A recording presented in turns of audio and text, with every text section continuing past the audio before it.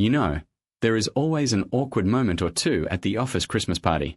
That's the opening line that keeps rolling around in my head as I sit in a barn near the Yarra, not on it.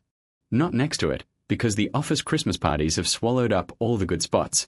Let's chat about that in this episode of Noel Anderson's 15 Minutes of Fame. By the way, this is your Christmas story and the last episode of the year. Now let's get cracking. I've decided this Christmas that the milk of human kindness has run dry at the tit. Seriously, hear me out. I'm watching people having a good time and, weirdly, I'm grateful there are still companies that throw a proper Christmas party. A real one. Where the staff either get totally shit-faced or, at the very least, wake up with a decent hangover the next morning. That thought took me back in time to Kerry Packer, an Australian business tycoon. I had a job back in the day once at a place run by him. And he was many things, some not flattering, but at Christmas, he treated his staff and mates like royalty. No expense spared.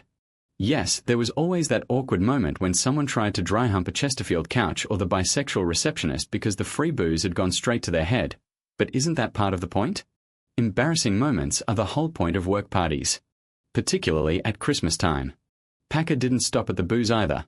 The Christmas hampers he supplied were ridiculous. I had to get a taxi home every year because the hamper was too big to lug onto the bus. And before you say, it was the 90s, so what? The point is that workplaces like Packer's gave freely at Christmas time. And that generosity felt good.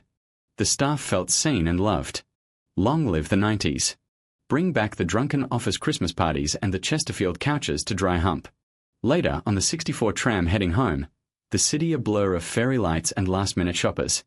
My thoughts began to soften.